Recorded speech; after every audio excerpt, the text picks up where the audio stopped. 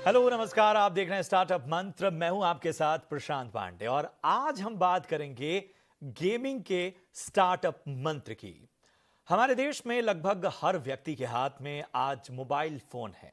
ज्यादातर युवाओं और खासकर बच्चों को मोबाइल गेम्स खेलना बहुत पसंद है और यही वजह है कि जो गेमिंग कंपनियां हैं वो लोगों की टेस्ट और लोगों की रुचि के मुताबिक नए नए गेमिंग के वर्जन और अपडेट्स लेकर सामने आती रहती हैं। बड़ी पैमाने पर स्मार्टफोन का बढ़ता बाजार और इस्तेमाल और इन सब के बीच किफायती डेटा और बढ़ते डिस्पोजेबल इनकम ने इस इंडस्ट्री की हिस्सेदारी काफी बढ़ा दी है। इसी वजह से गेमिंग प्लेटफॉर्म के बिजनेस मॉडल में भी काफी बदलाव आते रहते हैं और इसे लेकर वक्त वक्त पर बड़े रिफॉर्म्स भी होते हैं। आज इन्हीं सब पहलुओं पर हम करेंगे चर्चा, मगर सबसे पहले भारत की जो गेमिंग इंडस्ट्री है, गेमिंग मार्केट है, उसको समझना बहुत आवश्यक है और इसे समझाने के लिए हमारे साथ हैं मेरे सहयोगी शरद दुबे। शरद, जरा बताएं कैसे तेजी से बढ़ रही है भारत की गेमिंग इंडस्ट्री।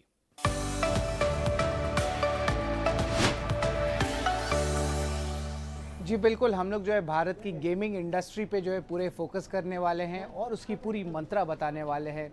लेकिन ये कौन से अहम फैक्टर्स है जहाँ पे भारत के मोबाइल सेगमेंट में या गेमिंग सेगमेंट में बहुत एक अच्छी ग्रोथ देखने मिली है।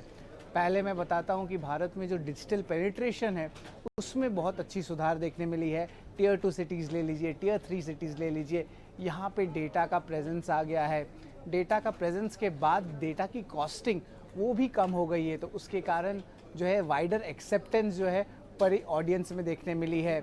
इसके अलावा गेमिंग कंपनीज़ के क्लाउड सर्विसेज आए हैं, उसके कारण क्या हुआ है कि जो स्टोरेज होती है आपके गेमिंग डेटा का वो अब क्लाउड सर्विसेज में रहेगा, यानी कि फिजिकल सर्विस में नहीं रहेगा। तो ऐसे करके बहुत सारे इंपॉर्टेंट ट्रिगर है जिसके कारण क्या हुआ है कि गेमिंग इंडस्ट्री में बढ़ावा देखने मिला है। पर सवाल उठता है कि कितना बड़ा ये गेमिंग इंडस्ट्री है, आगे जाए तो इसका क्या रेवेन्यू पोटेंशियल होगा। तो रेडसीयर का एक इम्पॉर्टेंट रिपोर्ट आया है और यहाँ पे वो कह रहे हैं कि करंट लेवल्स पे जो रेवेन्यू आ रही है गेमिंग इंडस्ट्री से वो ऑलमोस्ट 1.8 बिलियन डॉलर्स का है और 2025 तक जो है ये आंकड़ा 3.9 बिलियन डॉलर्स हो जाएगा। लेकिन एक इंटरेस्टिंग बात बताता हूँ, भारत में जो पूरी गेमिंग इंडस्ट्री है 90% गेमिंग इंडस्ट्री आपके मोबाइल फ़ोन से देखने मिलती है। और इसके अलावा जो है मोबाइल गेमर्स के आंकड़े क्या है वो बताते, कितने मोबाइल गेमर्स अभी करंटली हैं। आंकड़ा आता है 43 करोड़। हमारी आबादी में लगभग 140 से 50 करोड़ का आबादी में 43 करोड़ मोबाइल गेमर्स हैं और ये जो है आंकड़ा बढ़ने वाला है, लगभग 50% का जंप आ सकता है और ये आंकड़ा 2025 तक जो है रेडसीयर के रिपोर्ट के हिसाब से 65 करोड़ टच कर सकता है। तो हमने आंकड़ों की बात की, हमने बात की क्या क्या ग्रोथ पोटेंशियल ट्रिगर्स हैं आपके स्टार्टअप इंडस्ट्री में गेमिंग सेगमेंट को लेके। लेकिन सवाल आता है कि कौन से ये बड़े प्लेयर्स हैं गेमिंग सेगमेंट में। तो ऑफकोर्स लिस्टेड स्पेस में अगर पहले बात करें तो आपके आती है नज़ारा टेक और इवन डेल्टा कॉप, जहाँ पे उनके ऑनलाइन गेमिंग है। हालांकि रेवेन्यू कंट्रीब्यूशन तो 5 से 10% ही है, पर ये दोनों कंपनीज जो है लिस्टेड स्पेस में आता है। अनलिस्टेड स्पेस कहे या स्टार्टअप्स कहे तो इसमें भी अहम प्लेयर्स आते हैं, जैसे कि ड्रीम 11 हुआ, Paytm First Games, Games to Win, Moonfrog Games और 99 गेम्स। तो इसके अलावा बहुत विवाद आते हैं, रेगुलेटरी और legal compliances Indian gaming industry में देखने मिलता है। और हाल ही में जो है जीएसटी लगी है 28% का आपके ऑनलाइन गेम्स में। अगर डिटेल्स में जाए तो ऑफकोर्स आपके एंट्री में जो है ये जीएसटी लगती है, ना कि आपके विनिंग्स पे। और इसके अलावा एक इम्पॉर्टेंट बात ये भी मैं कहूँगा कि जो बहुत सारे गेमिंग कम्युनिटीज़ है उनका जो है ग्रोथ देखने मिल रहा है। अब क्या होता है कि इसे लाइव स्ट्रीम किया जाता है अलग अलग वेबसाइट्स में, जहाँ पे पोटेंशियल गेमर्स जो होते हैं एक गेम को देखते हैं और बाकी सारे गेमर्स उनसे सीखते हैं तौर तरीके और उसको एक सोशल मीडिया बन जाता है जहाँ पे गेम स्ट्रीमिंग देखने मिलती है। जब गेम स्ट्रीमिंग रहेगा तो गेमिंग कम्युनिटीज़ भी रहेंगे। और एक दो अच्छी बात मैं बता देता हूँ कि जो गेमिंग कम्युनिटीज़ हैं वहाँ से गेमर्स निकलते हैं और वो इंटरनेशनल कॉम्पिटिशन्स होती है, ई स्पोर्ट्स कॉम्पिटिशन जिसे कहते हैं, उनमें भी भागीदार लेते हैं और भारत में भी बड़े बड़े गेमर्स जो हैं ग्लोबल लीग्स में उनकी नाम देखने मिल रही है। अब जो है गेम प्लेयर्स की तो बात कर ले, लेकिन गेम डेवलपर्स भी भारतीय बहुत स्ट्रॉन्ग हैं और बड़े बड़े कंपनियां ग्लोबल गेमिंग कंपनियों में जो है भारतीय डेवलपर्स गेमिंग में जो है उनकी कंट्रीब्यूशन करते हैं। तो आप देख सकते हैं गेमिंग अभी भी एक नैसेंट स्टेज में है भारत में, लेकिन पोटेंशियल जो है इसमें बहुत बड़ी पोटेंशियल दिख रही है। हालांकि रेगुलेटरी और लीगल इश्यूज ज़रूर प्लेग कर रहे हैं इस इंडस्ट्री को।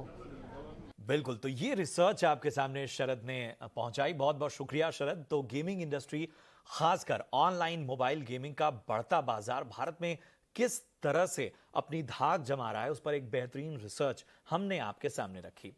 अब चलते हैं इस इंडस्ट्री के दिग्गजों से बात करने। हमारे साथ दो खास मेहमान हैं, परिचय करा दूं। हमारे साथ संतोष अल्थुरु साहब हैं, जो कि को फाउंडर और सीईओ हैं स्ट्रिंग मेटावर्स के, और साथ में हैं जाने माने गेमर हर्षल गिरमकर। आप दोनों का बहुत बहुत स्वागत ईटी नाउ स्वदेश में। सबसे पहले संतोष, मैं आपके पास आना चाहूंगा। भारत में गेमिंग इंडस्ट्री को आप अगर देखते हैं तो ये फिलहाल कितनी बड़ी हो चुकी है और किस तरह की ग्रोथ पोटेंशियल आपको नजर आती है? गेमिंग इंडस्ट्री जो है वो अभी एक सनराइज इंडस्ट्री है इंडिया में। 2022 में gaming has generate up to $165 million और 2028 तक उसका प्रोजेक्शंस है $522 मिलियन और 21% CAGR के साथ। सो वो बहुत बड़ा पोटेंशियल है इंडियन मार्केट में। बिल्कुल। तो भारत की जो गेमिंग इंडस्ट्री है वो धीरे धीरे नहीं, बहुत तेजी से अपने पांव पसार रही है और लगभग एक तरह से कह सकते हैं कि इमर्जिंग सेक्टर है। हर्षल के पास चलते हैं। हर्षल, जरा हमें बताएं कि गेमर्स की आपकी ये जो दुनिया है वो किस तरह से बढ़ रही है और इसके आखिर ग्रोथ ट्रिगर्स हैं क्या? फर्स्ट ऑफ ऑल यहाँ पे डेटा का जो इशू था जो इंडिया फेस कर रही थी before the Jio internet connection, so data का प्राइस बहुत कम हो गया है, इसलिए मोबाइल गेमिंग में बहुत डेवलपमेंट हुआ है। Apart from that, easy to accessible mobile games या फिर कंप्यूटर्स की जो चिप्स है, ग्राफिक कार्ड्स, उसका जो सप्लाई है यहाँ पे इंडिया में वो काफी अच्छी तरीके से ग्रो हुआ है पिछले 5 से 6 सालों में। तो ये एक काफी बूस्ट देने वाला फैक्टर रहा है गेमिंग कम्युनिटी के लिए। और पिछले कुछ सालों से जो आप प्राइसिंग का मूवमेंट देख रहे हो जो ग्राफिक कार्ड्स या फिर पीसी के कंपोनेंट्स के लिए हो रहा है, तो वो एक अच्छा तरीका है गेमर्स को बढ़ावा देने के लिए। इस यही सारे फैक्टर्स हैं जो आगे ये गेमिंग कम्युनिटी को डिफाइन करेंगे और इसकी ग्रोथ को डिफाइन करेंगे। तो बड़ी दिलचस्प दुनिया है अगर हम गेमर्स की बात करें। चलिए एक बार फिर से संतोष का रुख करते हैं। संतोष, गेमिंग इंडस्ट्री के अगर हम ग्रोथ ट्रिगर्स को समझना चाहें तो वो क्या होंगे, जरा हमारे दर्शकों को बताएं। वो भी अभी हम जो भी हमारा प्रोजेक्शन है, हमारा कंपनी और जनरल मार्केट प्रोजेक्शन है, 21% CAGR 21% CAGR का प्रोजेक्शन है। जो हमारा मार्केट 165 मिलियन का है, 165 मिलियन का है, वो 2028 में $500 मिलियन का प्रोजेक्शन है, उसका पोटेंशियल है। बिल्कुल संतोष, गेमिंग स्टार्टअप्स की अगर हम बात करें तो आप इन गेमिंग स्टार्टअप्स के सामने किस तरह की चुनौतियां देखते हैं, क्योंकि चैलेंजेस कम नहीं है? चैलेंजेस क्या है कि अभी बहुत सारे कंपनीज है, पहला, और सारे लोगों के पास बहुत यूनिक प्रोडक्ट्स है। लेकिन प्रॉब्लम क्या होता है कि गेमिंग कम्युनिटी बहुत बड़ा है और सबको एक पास लेके आना और एक प्लेटफॉर्म क्रिएट करना और प्रोडक्ट्स को क्रिएटिवली मार्केट करना, ये सबका मेन चैलेंजेस होता है गेमिंग कंपनीज का। बिल्कुल, तो चैलेंजेस हैं, हर सेक्टर में होते हैं, उसी तरह से गेमिंग सेक्टर में भी हैं और खासतौर पे स्टार्टअप्स के सामने कुछ ज्यादा ही चुनौतियां इस वक्त हैं। हर्षल के पास चलते हैं। हर्षल, एक शब्द है गेमिंग कम्युनिटी, जरा इस पर रोशनी डालें और अगर हम गेमिंग कम्युनिटी को देखें तो ये किस तरह से बढ़ रही है और इसके चैलेंजेस क्या हैं? जैसे कि मैंने कहा कि फिलहाल तो गेमिंग कम्युनिटी जो ग्रोथ कर रही है इंडिया में वो काफी हद तक मोबाइल तक ही लिमिटेड रही है, क्योंकि जो सपोर्ट और ई स्पोर्ट्स का जो बैकग्राउंड गेमर्स को मिलना चाहिए इंडिया में, वो कंपनीज या फिर ऑर्गेनाइजेशन अब तक इंडिया में नहीं आ रही है। And given the problem that we are facing कि ये जो ऑर्गेनाइजेशन जो बाकी यूरोप और नॉर्थ अमेरिका में है, जो गेमर्स को एक्चुअली बढ़ावा देती है, ट्रेनिंग देती है और उनके it's like a job for them, मतलब गेमर्स को एक जॉब मिल सकता है if they join a community or organization like this. So काफी बार हम लोग सुनते हैं कि Cloud9, Navis and all these teams are very famous for their gaming communities and from all other platforms. But India में यहाँ पे कोई ऐसा सपोर्ट अब तक मिला नहीं है। तो जैसे ही हम गेमिंग ऑर्गेनाइजेशंस या फिर ई स्पोर्ट स्पॉन्सर्स की बात करेंगे, तो उसके बाद गेमिंग कम्युनिटी को और बढ़ावा देने लायक एनवायरनमेंट बना सकते हैं। तो चुनौतियां सिर्फ गेमिंग सेक्टर में नहीं हैं, गेमिंग स्टार्टअप्स में नहीं है, बल्कि जो गेमर्स हैं उनके सामने भी चुनौतियां आज सामने खड़ी हैं। लेकिन वक्त के साथ उनको कहीं ना कहीं बेहतर बनाया जा रहा है, उनका हल निकाला जा रहा है। संतोष, मैं आपके पास आना चाहूंगा। भारत में गेमिंग पर जीएसटी नियम ये किस तरह से इफेक्ट करते हैं और गेमिंग स्टार्टअप पर क्या प्रभाव पड़ता है, अगर हम जीएसटी के लिहाज से समझना चाहें? जो अभी गेमिंग इंडस्ट्री बहुत नया नया है, गवर्नमेंट का सुपरविजन बहुत इंपॉर्टेंट है इस इंडस्ट्री में, और बहुत अच्छी बात हुई कि ये टैक्सेशन इंप्लीमेंट हुआ है। और गवर्नमेंट इज एक्सपेक्टिंग, गवर्नमेंट अभी 19,000 करोड़ जीएसटी रेवेन्यू एक्सपेक्ट कर रहे हैं just from real money gaming and e sports in India. So I think it's a good thing. बिल्कुल संतोष, एक और सवाल है मेरा ई स्पोर्ट्स को लेके। ई स्पोर्ट्स के अगर डेवलपमेंट को देखें तो वो भारत में किस तरह से होगा? ई स्पोर्ट्स की दुनिया में ग्रोथ ट्रिगर्स भारत के लिहाज से आप क्या देखते हैं?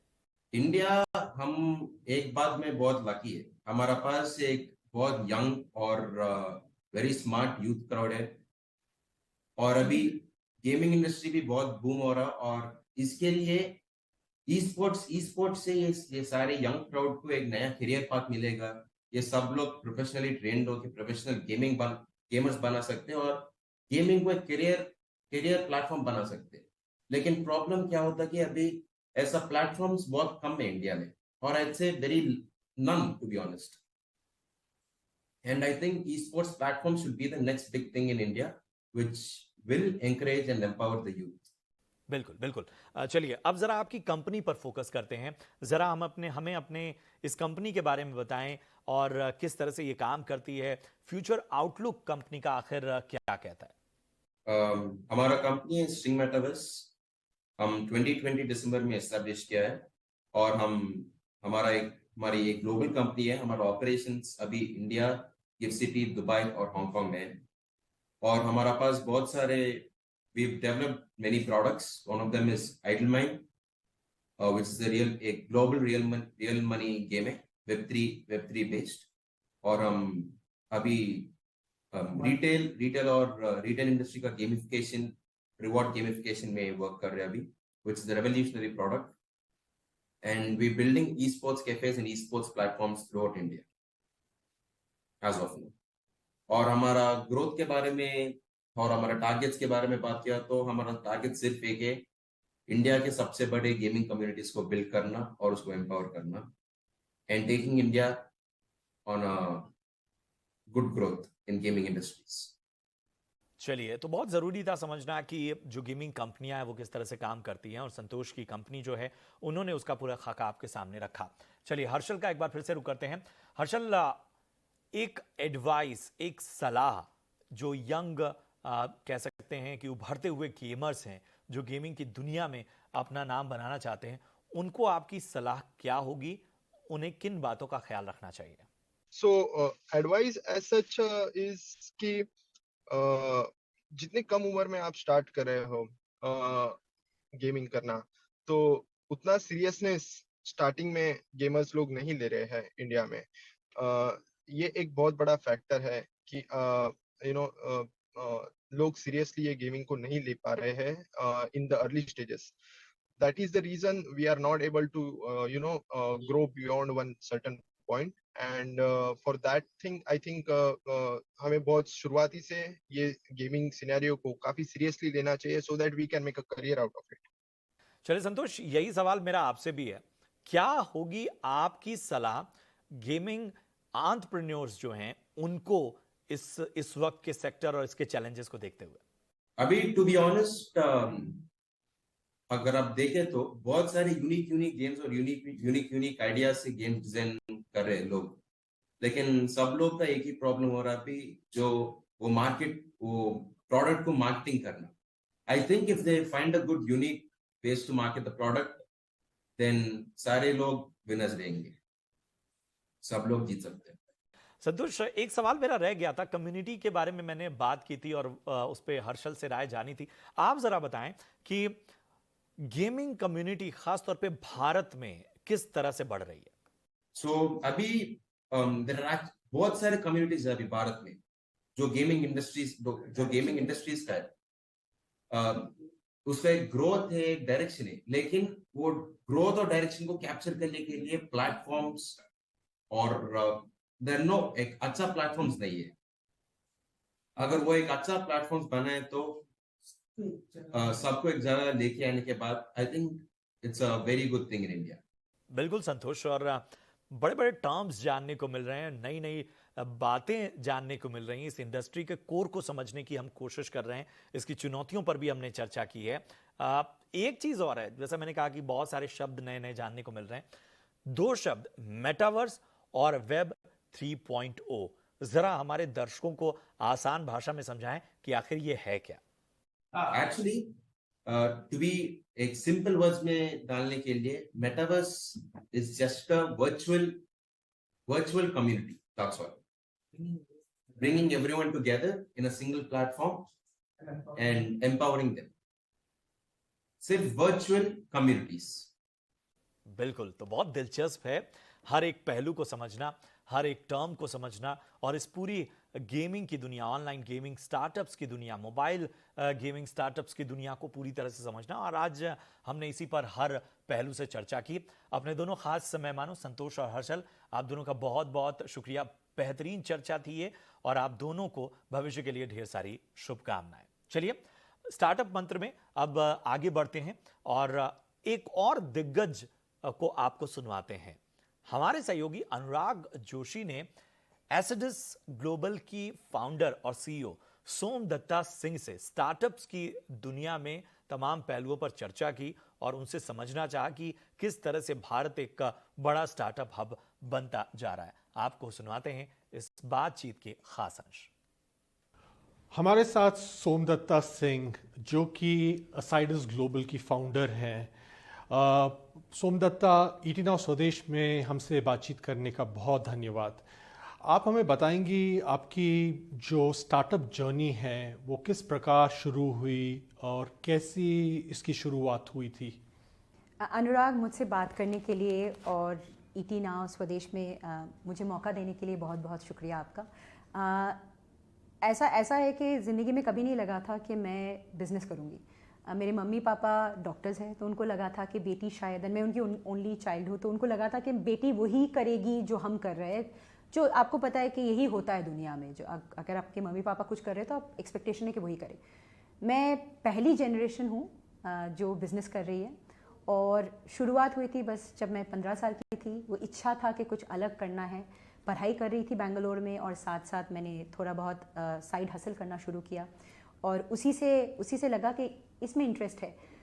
एक फ्रीडम, जो स्वाधीनता की उत्साह है, वो बहुत बड़ी चीज़ है। और वॉरेन बफे हमेशा बताते हैं कि लोग जो बिज़नेस पैसे के लिए करते हैं वो खुश नहीं रहते, जो फ्रीडम के लिए करते हैं वो बहुत खुश रहते हैं। तो उसी से शुरुआत हुई थी। पहली कंपनी मैंने शुरू की जब मैं 22 साल की थी। वो एक्वायर हो गई, तो मैंने फिर से एक कंपनी शुरू की। बीच में इन्वेस्टमेंट शुरू की, मैंने स्टार्टअप्स में इन्वेस्ट करना शुरू किया। पर एक एडिक्शन है बिज़नेस, एक से मन नहीं भरता। आप कितना भी कर लो, लगता है कि आप इससे भी अच्छा कर सकते हो। तो हमने सितंबर 2018 में एसिडस की नींव रखी। 5 साल की उम्र होने वाली है इस कंपनी की, और मुझे बहुत गर्व होता है ये बोलने के लिए कि शायद किसी को नहीं लगा होगा जब मैं स्कूल में थी या मैं जब पढ़ाई कर रही थी कि मैं कुछ इतना भी बड़ा बना सकती हूँ। पर ये अकेली की काम नहीं है, मेरे साथ एक बहुत बड़ी टीम है, बहुत अच्छे लोग हैं जो जुड़े हुए हैं। मेरी टीम, मेरी इन्वेस्टर्स, मेरे क्लाइंट्स, जिनके वजह से एसिडस इतनी बड़ी बनी है। तो ये मेरी थर्ड वेंचर है, और उम्मीद यही है कि इसको मैं IPO लेके जाऊँ, और शायद इससे मेरी लेगेसी, जो बोलते हैं ना, आपको लोग याद रखेंगे आपने कितना छुआ अपने काम से बाकी लोगों को, तो एसिडस शायद वही करने वाला है। एसिडस के बारे में थोड़ा हमें बताइए। आपने किस तरह इसे शुरू किया और अभी ये किस प्रकार के काम कर रहा है और क्या क्या अभी इसका क्या रोल है? बिल्कुल। अगर आपने सुना होगा अनुराग कि डिस्ट्रीब्यूशन जो बोलते हैं कि आप एक पॉइंट से एक प्रोडक्ट को दूसरे पॉइंट तक कैसे पहुंचाते हो। अगर आप एक दुकान में जाके कुछ चीज़ें खरीदते हो, क्योंकि उसकी जो मैन्युफैक्चरिंग आर्म है और आपकी तरफ जो वो प्रोडक्ट पहुंची है उसमें काफ़ी लेयर्स है, तो हम उसी लेयर को डिस्टर्ब करना चाहते थे। तो असाइडस की जो जन्म हुई वो मेरे खुद की प्रॉब्लम से हुई थी। मैंने अपने सेकंड वेंचर में काफ़ी सारे ब्रांड्स क्रिएट किए थे जो मैं यूएस के अमेज़ॉन में और वॉलमार्ट में बेच रही थी।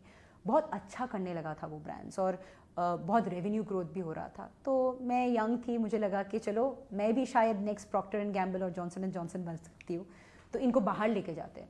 तो जब मैंने उन ब्रांड्स को इंडिया में यूएई में इस्टेब्लिशमेंट करने की कोशिश की, तो क्विकली पता चला कि क्रॉस बॉर्डर जो है, एक ब्रांड को ग्रो करने के लिए जो चीज़ों की ज़रूरत होती है वो बहुत कॉम्प्लेक्स है, वो बहुत आसान नहीं है।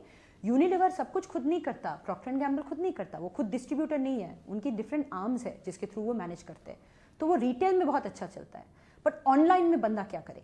अगर एक ब्रांड को ऑनलाइन मल्टीपल जोग्राफीज में ग्रो करनी है, मल्टीपल चैनल्स में अपने प्रोडक्ट्स को बेचनी है, तो वो कहाँ जाए? 100 लोगों के पास जानी पड़ती है और एक बहुत बड़ी नाइटमेयर है। तो जब ये प्रॉब्लम मुझे लगी कि मेरे ब्रांड्स के साथ हो सकती है, तो मुझे लगा कि शायद बहुत ब्रांड्स के साथ हो सकती है। तो हमने एक एक्सपेरिमेंट की 2017 में कि कुछ ब्रांड्स के साथ जाके बात की कि अगर हम आपको ये प्रॉब्लम सॉल्व करके दे, टेक्नोलॉजी के थ्रू, सोल्यूशन के थ्रू, डिस्ट्रीब्यूशन सप्लाई चेन के थ्रू, हम खुद ही करेंगे सब कुछ एंड टू एंड, पर फुल टेक स्टैक होगा, मिडलवेयर हम बीच में से इंटीग्रेट करेंगे सब कुछ। और शुरुआत वहाँ से हुई। ब्रांड्स ने बोले ये तो मतलब बोलते सोने पे सुहागा है, मतलब ये अगर आपने करके दिखाया तो हम आपके साथ काम करेंगे। और अनुराग जी, आप बिलीव नहीं करोगे, जो हमने 2018 में एक्सपेरिमेंट के साथ शुरू की थी, आज वो ऑलमोस्ट 500 मिलियन की ग्रोथ जर्नी है हमारी। हम 20 कंट्रीज़ में हैं, 11 मार्केट प्लेसेस में हम ऑपरेट करते हैं। हम बहुत सारे टॉप एंटरप्राइजेस के साथ काम करते हैं और वो सारे जो पहले से जुड़े हुए हमारे साथ, जो 2018 में जो क्लाइंट्स हमारे साथ जुड़े हुए आज भी है। तो आपको उससे पता चलता है कि हमारी जो अपॉर्चुनिटी है और हमारी जो काम है उसकी कितनी वैल्यू है और वो हमेशा ग्रो करेगी। बोलते हैं ना कि जब तक आप खाओगे, जब तक आप अपने त्वचा पे प्रोडक्ट्स यूज़ करोगे, जब तक आप फार्मास्यूटिकल प्रोडक्ट्स कंज्यूम करोगे, जब तक उसकी डिमांड रहेगी तब तक असाइडस ग्रो करती रहेगी। बहुत अच्छा। और आप अब हमें ये बताएंगे कि आपने जो पहली फंडिंग रेज की, तो आपके उस समय कौन समर्थक थे और तब से लेके अब तक की जर्नी कैसी रही है? और आपका सुना है कुछ आईपीओ का भी प्लान है, उसके बारे में भी हमें बताइए। बहुत अच्छा लगता है कि आज 5 साल होने वाला है और हमने जो प्रोमिसेस की है हमारे क्लाइंट्स को, हमारे इन्वेस्टर्स को, हम उस पर खरे उतरे हैं। और मैं हमेशा बिलीव करती हूँ slow and steady wins the race. तो धीरे चलो, कॉशियस रहो और आगे बढ़ने से पहले सब कुछ वे करके करो। तो हमने फंडिंग भी वैसे रेस की। हमने फंडिंग बर्न करने के लिए रेस नहीं की, एक्सपेरिमेंटेशन के लिए रेस नहीं की। मैंने खुद अपना पैसा डाला जब हमने कंपनी शुरू की, जब तक कंपनी प्रॉफिटेबल नहीं हुई। तो हमारे प्रॉफिट होने के बाद हमने अपना सीड राउंड रेस किया। तब हमारे समर्थक थे 9 यूनिकॉर्न, वी कैट्स, जो हमारे साथ अभी तक हमारे सीरीज़ ए में भी जुड़े हुए हैं। सीरीज़ ए हमने रेस किया अक्टूबर 2022 में, 15 मिलियन का सीरीज़ ए था। और आई थिंक मैं खाली ऐसी ही एक शायद सोलो वुमेन फाउंडर थी जो इतनी बड़ी सीरीज़ ए रेस की उस टाइम पे। और बहुत सारे अच्छे इन्वेस्टर्स हमारे साथ जुड़े, जैसे पल्सर कैपिटल जो विश्वनरेन की इंस्टीट्यूशन है, जो टीपीजे के हेड थे इंडिया के। फिर कार्लोस जो फाउंडर है थ्रासियो के, यार आपको पता है उनके मॉडल पे बहुत सारी कंपनी बनी है, पर वो हमारे बहुत बड़े समर्थक है। 9 unicorn, V Cats, Axis Capital जो पोर्टुगल के बहुत बड़े फंड है। फिर हमारे साथ स्टार्टअप एक्सीड, बहुत सारे अच्छे इन्वेस्टर्स जुड़े हुए हैं। और उनको हम पे इतना भरोसा क्यों है? क्योंकि हम अपने जो कमिटमेंट्स है उस पर हमेशा खरे उतरते हैं। हम ओवर कमिट नहीं करते, हम अंडर कमिट करके ओवर डिलीवर करते हैं। तो इसीलिए जो हम इस साल के जो प्रोजेक्शंस है हमारे कि हम 600 मिलियन के रेवेन्यू करेंगे, हम शायद उससे ज़्यादा करेंगे। और आईपीओ की तो डेफिनेटली इच्छा है। मैं हमेशा, जैसे मैंने बोला, मैं बहुत कॉशियसली ऑप्टिमिस्टिक हूँ। मैं बहुत ज़्यादा ओवर एंथुजियास्टिक किसी चीज़ को लेके नहीं होती हूँ। इच्छा वही है कि नैस्डैक या एनवाईसी में हम आईपीओ करें। और अगर एनवाईसी में किया तो शायद मैं पहली महिला होंगी जिन्होंने, पहली महिला इन द हिस्ट्री कि जिसने अपनी कंपनी NYSE में IPO किया है। बहुत सारी कम ऐसी महिला है जो कभी IPO गए हैं। आई थिंक 22 है बस पूरी दुनिया में। तो अगर मैं वो कर सकती हूँ, अपना भारत का नाम रोशन कर सकती हूँ, बहुत सारी लोगों के लिए उम्मीद जगा सकती हूँ, तो वो बहुत बड़ी बात होगी। तो इच्छा तो है 2025 एंड या 2026 तक करें, काम भी कर रहे हैं। तो बस सबकी कृपा रहेगी, क्लाइंट्स की फेथ रहेगी, इन्वेस्टर्स की सपोर्ट रहेंगे तो हम बिल्कुल करेंगे। बहुत ही दिलचस्प बातचीत हमारे साथ आपने की। ET नाउ स्वदेश में हमसे बातचीत करने का सोमदत्ता बहुत धन्यवाद। आपको भी बहुत बहुत धन्यवाद, थैंक यू।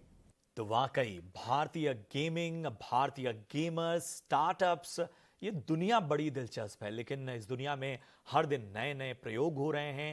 जो इसके कंज्यूमर हैं उनकी टेस्ट का ध्यान रखा जा रहा है, खास तौर पे यूथ जो इसमें खुद को रीइन्वेंट करना चाहता है, चाहे करियर वाइज, चाहे फिर वो एक एक्सपीरियंस लेना चाहता है। उस लिहाज से ये पूरी दुनिया है कैसी, ये हम समझाने की आज हमने कोशिश की आज के स्टार्टअप मंत्र में। और इसीलिए हमारा जो पूरा टैगलाइन आप देखेंगे, जो हमारा थीम देखेंगे, वो यही है, गेमिंग का स्टार्टअप मंत्र। भारतीय गेमर्स हर हफ्ते अगर हम देखें तो औसतन 8.5-9 घंटे मोबाइल गेम खेलने में बिताते हैं। भारतीय जो हैं उसमें 2022 में भारत में 15 अरब नए गेम्स डाउनलोड किए गए। साथ ही भारत दुनिया में सबसे ज्यादा मोबाइल गेम खेलने वाले देशों में शुमार है। फिलहाल 900 गेमिंग कंपनियां या इससे ज्यादा भी होंगी इस वक्त भारत में काम कर रही हैं, मगर तेजी से बढ़ते इस बाजार की अपनी चुनौतियां हैं। टैक्स का चैलेंज है, रेगुलेशन का और बाकी अड़चने भी हैं, मगर इस इंडस्ट्री को अभी कई बदलाव से गुजरना होगा। भारतीय कंज्यूमर के हिसाब से खुद को ढालना होगा और इसके साथ ही ये खास तौर पे ख्याल रखना होगा कि इससे किसी तरह की हानि ना हो, नुकसान ना हो। उम्मीद है कि आज का स्टार्टअप मंत्र आपको पसंद आया हो। मुझे और मेरी पूरी टीम को दीजिए इजाजत। आप देखते रहिए ET नाउ स्वदेश। नमस्कार।